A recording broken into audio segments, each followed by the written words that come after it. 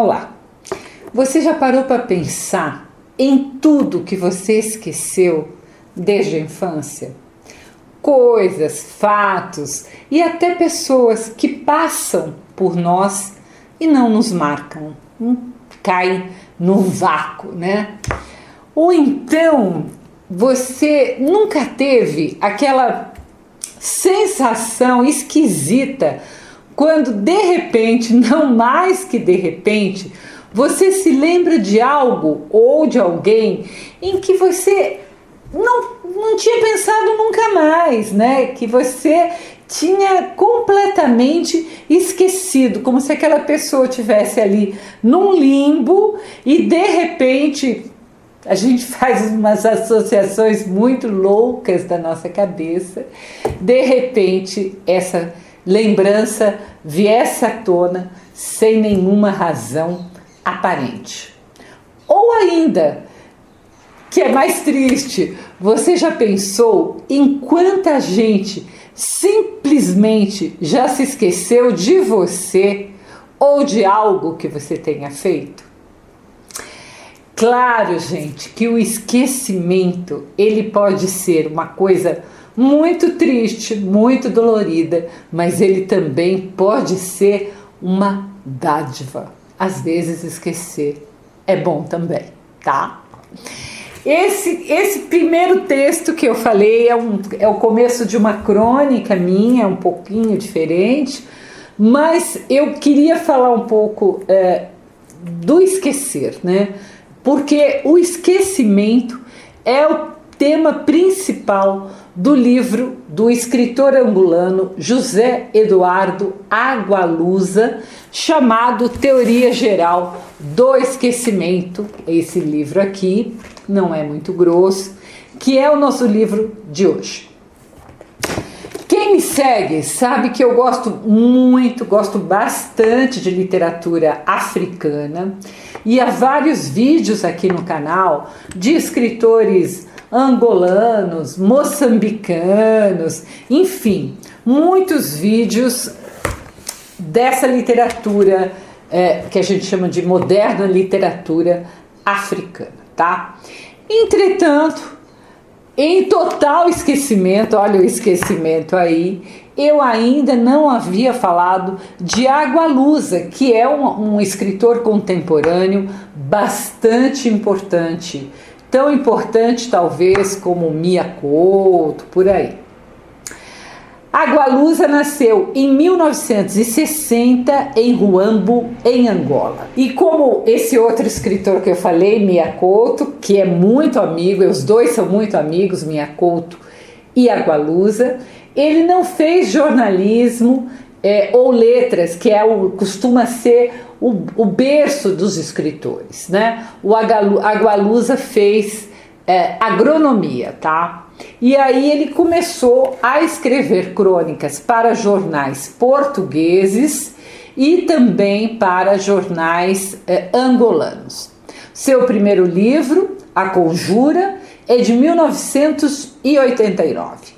E de lá para cá ele escreveu inúmeros livros de contos, de crônicas, romances e ganhou também inúmeros prêmios, tá? Então o Agualusa ele sempre tá ali com um pé em Angola, um pé em Portugal e um pé no Brasil. Vamos falar sobre isso. Teoria Geral do Esquecimento venceu o Prêmio Literário de Dublin, na Irlanda, em 2017. E eu considero um romance bastante original.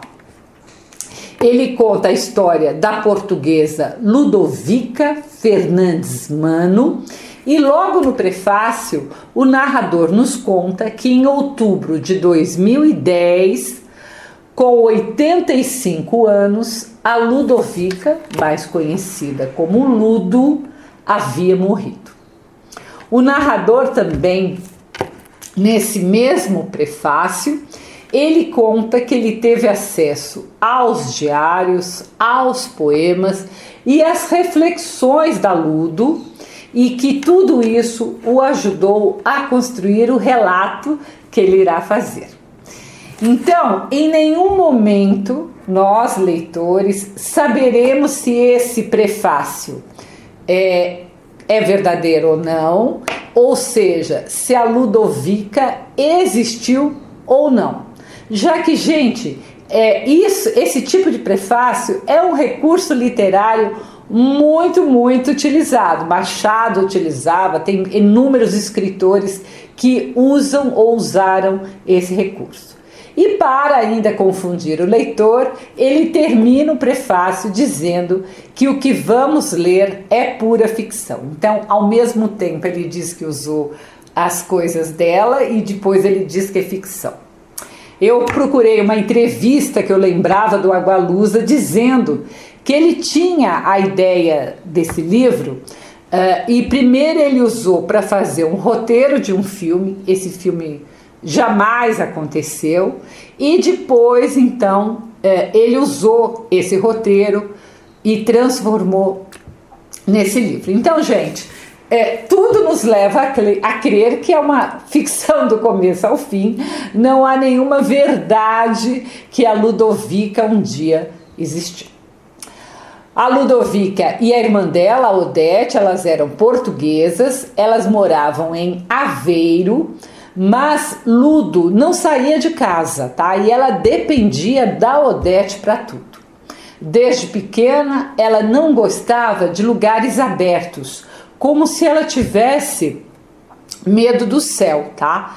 E mais tarde, esse medo ainda se agravou quando acontece aquilo a que ela chama de o acidente. Guardem isso, o acidente.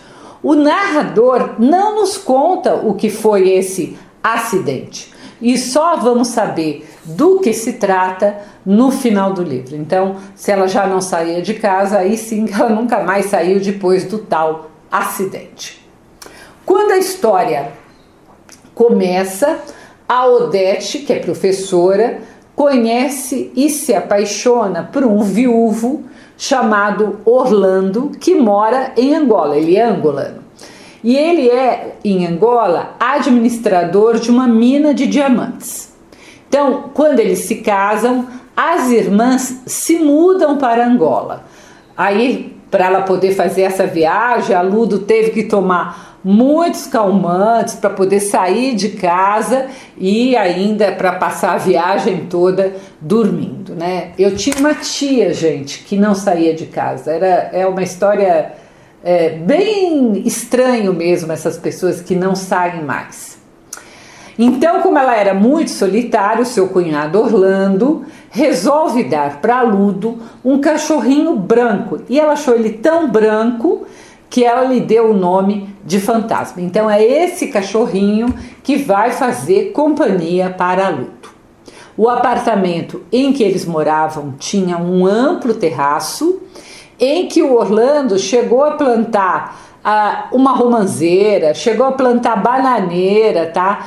Mas nem nesse terraço a Ludo, ela se recusava, dizendo que o céu da África ainda era maior que o céu de Portugal e que esse céu a esmagava. Então, a gente imagina que deve ser um apartamento, talvez, de cobertura. Na época que passa, então, o romance, Angola vivia os conflitos da guerra pela independência de Portugal. Então, eles estavam ali muito intensificados, esses conflitos, e com medo de represália contra portugueses, a Odete, claro, queria voltar para Portugal, como fizeram muitos dos seus conhecidos ali de Angola.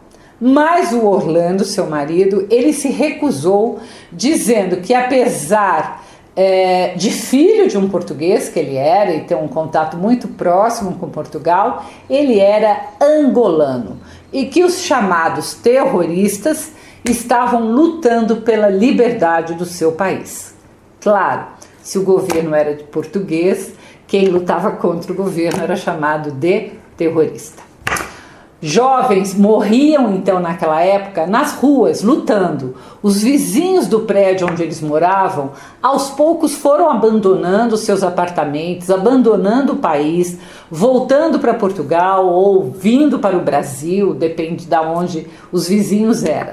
Em 3 meses o prédio deles ficou praticamente vazio. Mas em compensação, a Ludo não sabia onde colocar tanta comida, tanta bebida que os vizinhos lhes davam, porque lógico, eles iam embora, eles não iam levar comida e bebida. Então ela tinha muita comida e muita bebida no seu apartamento. Um dia, o Orlando e a sua mulher Odete foram a mais um jantar de despedida de alguém que ia embora e eles não voltaram para casa. A Ludovica, ficou preocupada, ligou para alguns conhecidos, mas ninguém sabia do paradeiro do casal. Pela janela, ela ouvia tiros, ela via os manifestantes, ela via que todo o movimento pela libertação estava se intensificando. Nisso, toca o telefone e uma voz desconhecida, uma voz de homem, diz a ela que se ela quiser ver a irmã de novo, ela precisa entregar o milho. Milho? Que milho, né? A Ludovica pergunta, confusa. E a voz, então, enfurecida, diz que vai passar no apartamento dela para pegar as pedras. Claro, gente, se o Orlando trabalhava em mina de diamante, a gente imagina que essas pedras, então, sejam diamantes. Desesperada, sem saber o que fazer, sem saber dessas pedras, ela vai no escritório do cunhado e ela pega na gaveta dele uma pistola. Logo depois, ela ouve alguns rapazes na porta querendo arrombar para entrar no apartamento. Ela pede pelo lado dela que eles vão embora, mas eles não desistem e insistem que ela abra a porta. Ela diz que tem uma pistola na mão e que vai atirar.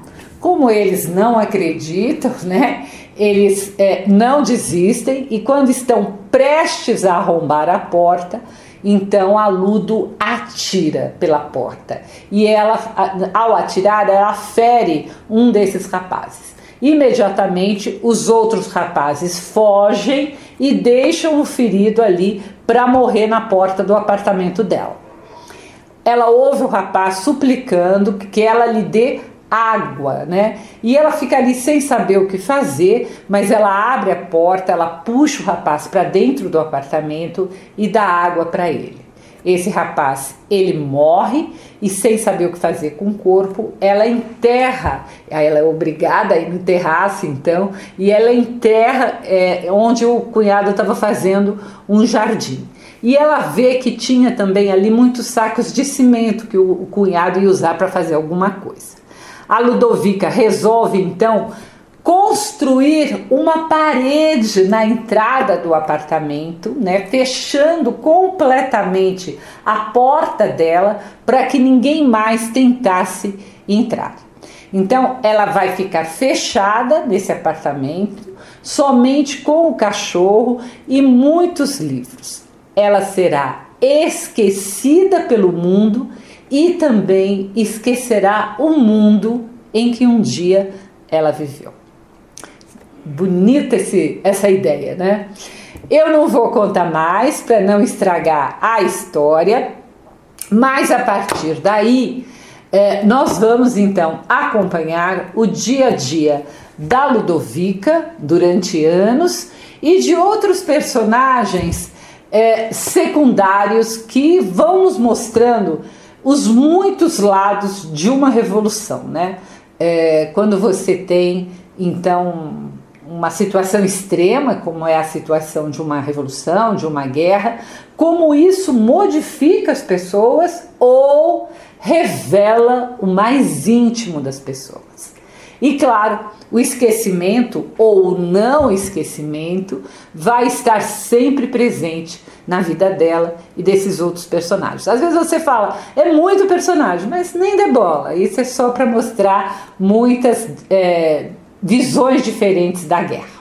é um livro bastante interessante e ele vai falando frases muito interessantes sobre o esquecimento, né?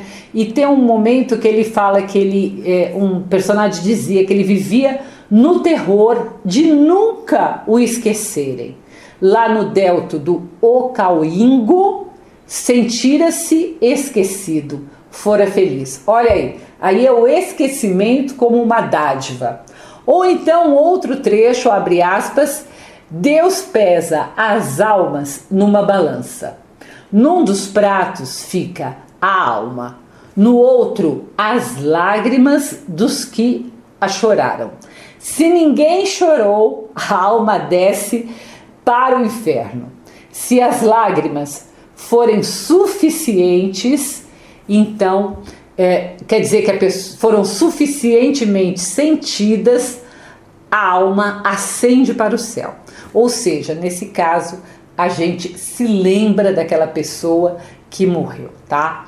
Então, não morreu no esquecimento e por isso sua alma vai para o céu. Então, são duas situações de esquecer e não esquecer. Assim, gente, depende sempre da crença de cada um. Esquecer ou não esquecer vai fazer toda a diferença. Então, em alguns momentos vai ser bom esquecer, em alguns momentos vai ser muito ruim ter de esquecer ou ser esquecido. A narrativa do Agualusa mistura a prosa com haikais, com pensamentos que transbordam de lirismo e por isso mesmo são muito bonitos. Além disso, a gente se surpreende quando a gente lê a teoria geral do esquecimento com o tanto de referência ao Brasil que o escritor faz, seja com citações de escritores e livros brasileiros e até, se não me engano, também locais, tá? Para quem não sabe por que ele faz todas essas citações, ele tem um vínculo muito forte com o Brasil, inclusive morou algum tempo aqui no Rio de Janeiro e em Olinda. Gente, é um livro pequeno, mas é um livro bonito e gostoso de ler e que ao mesmo tempo nos faz pensar como situações extremas podem nos surpreender. Quem somos nós frente a uma situação extrema? Nós sabemos quem somos no dia a dia comum, mas numa situação extrema, quem somos nós?